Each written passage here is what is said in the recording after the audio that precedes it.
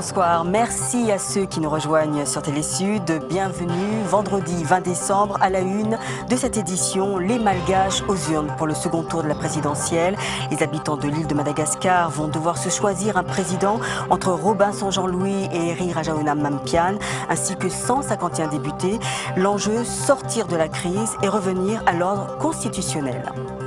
Le Soudan du Sud, au bord de l'explosion, la guerre menace à nouveau dans le plus jeune État du monde qui a pris son indépendance en juillet 2011.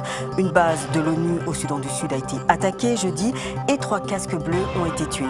Et puis nous irons au Congo. L'affaire colonel Tsuru alimente la chronique. L'ancien numéro 2 du Conseil national de sécurité est toujours en prison depuis son arrestation lundi chez lui à la suite de combats entre partisans et l'armée. Des affrontements qui ont fait 22 morts selon certaines sources hospitalières. Et pour en parler avec nous, nous recevons au milieu d'édition dans notre studio Kovalin Tshibinda Kwangu, économiste et directeur de l'Observatoire panafricain de la tribalité. Au Congo, polémique autour des conditions de détention du colonel Marcel Tsuru. Le procureur de la République du Congo, près du tribunal de grande instance de Brazzaville, André Okongakala, a présenté mercredi à la presse le colonel Marcel Tsuru, placé en garde à vue. Le but de cette présentation du prévenu Tsuru à la presse était de taire les rumeurs de torture ou même de décès circulant à son sujet, tant dans la presse locale qu'au niveau des réseaux sociaux. Et en septembre dernier, le colonel Tsuru avait été condamné à 5 ans de travaux forcés avec sursis dans l'affaire des explosions de Mpila le 4 mars 2012. Alors, comme je vous l'avais annoncé en début de journal, nous recevons Kovalin Tshibinda Kwangu pour nous apporter quelques précisions sur cette affaire. Bonsoir, monsieur Tshibinda Kwangu. Bonsoir. Alors, première question, vous êtes directeur de l'Observatoire panafricain de la tribalité. Alors, qu'est-ce que c'est que cet observatoire ? C'est un observatoire qui a pour vocation de rechercher dans la tribu ce qu'il y a de meilleur dans les tribus africaines. Vous savez, lorsqu'on parle de tribus en Afrique, on a souvent l'impression qu'il n'y a que des guerres. Alors que dans les tribus africaines, nous avons des éléments positifs qui peuvent permettre de créer des États-nations. Nous avons créé cet observatoire après le cinquantenaire des indépendances africains et nous avons constaté l'échec des États-nations africains. Et nous sommes en train de réfléchir aujourd'hui à la mise en place des États africain.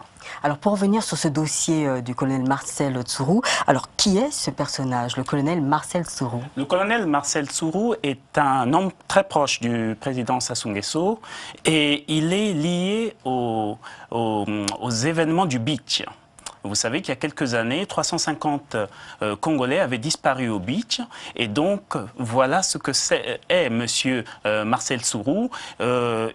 Il a été l'un des hommes qui a combattu la démocratie au Congo-Brazzaville, puisqu'il est l'un des artisans de l'abolition de la Constitution du 15 mars 1992. Alors, comment expliquez-vous son arrestation tumultueuse?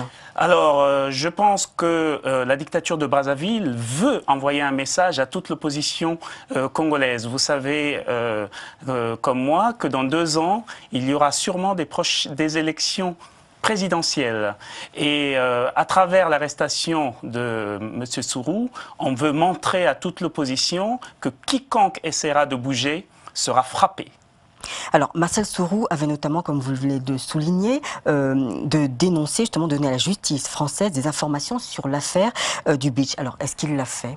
Marcel Tsuru ne l'a pas fait, mais je pense qu'il faut que la Cour pénale internationale et que les autorités françaises prennent ce problème à bras-le-corps. Il faut faire venir le colonel Marcel Tsuru en France ou auprès de la CPI afin qu'il puisse expliquer, qu'il puisse donner les vraies raisons qui ont fait que 350 Congolais aient disparu au Beach.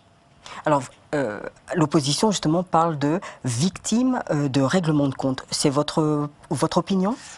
C'est un problème interne entre M.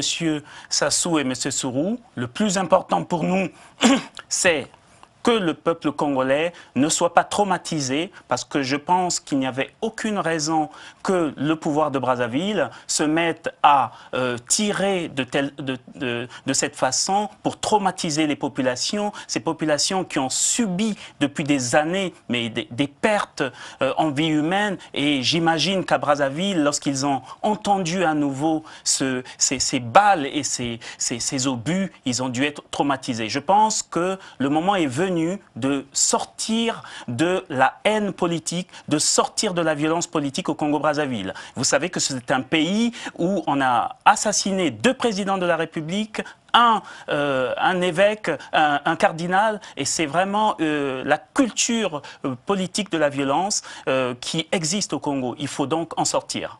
Alors quand on parle de bouc émissaire du colonel Tsuru, comment réagit Denis Sassou Nguesso? Est-ce qu'il se sent concerné, le président congolais? Je pense qu'il se sent concerné parce que de toute façon, vous m'avez présenté comme le directeur de l'Observatoire panafricain de la tribalité et vous ne pouvez pas comprendre les problèmes congolais si vous n'avez pas compris les données ethniques. Au Congo, il y a 3 groupes ethno-linguistiques, les Congo, les Téké et les Ngala. Et depuis 1959, ces 3 groupes ethno-linguistiques se battent pour avoir le pouvoir. Aujourd'hui, une minorité a pris le pouvoir et essaie d'exercer toute sa pression sur les autres. Ce qui fait que de l'autre côté, vous avez d'autres ethnies qui, eux, sont dans un revanchisme. Et je suis très, très inquiet sur la situation du Congo parce que vous avez aujourd'hui, le Congo est une bouilloire. Je ne sais pas comment ça va se passer dans quelques années. On est pratiquement au bord de la scission. Il va falloir que les acteurs politiques congolais s'éveillent et qu'une nouvelle conscience touche les acteurs politiques congolais afin qu'ils aillent et qu'ils construisent un nouvel État. Vous avez pris des nouvelles du colonel Tsuru. Va-t-il bien ? On nous l'a présenté dans les médias comme allant bien, mais je réitère encore mon appel afin que les autorités françaises et que la Cour pénale internationale prennent ses responsabilités en extirpant M. Tsuru de là où il est, afin qu'il réponde aux questions, à la vraie question, qu'est-ce qu'on a fait aux 350 disparus du beach. Et je pense que c'est ça la vraie problématique Tsuru aujourd'hui. Merci, Monsieur Tshibinda Kwangu. Je rappelle que vous êtes le directeur de l'Observatoire panafricain de la tribalité. Merci beaucoup.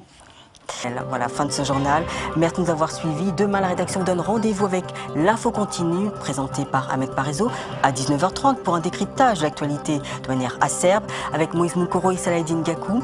Et puis lundi, vous avez rendez-vous avec Nidia Paliakara à 19h, en direct sur Télé Sud, pour de nouvelles éditions. Merci de votre fidélité, bon week-end, et surtout, prenez le temps de vous reposer.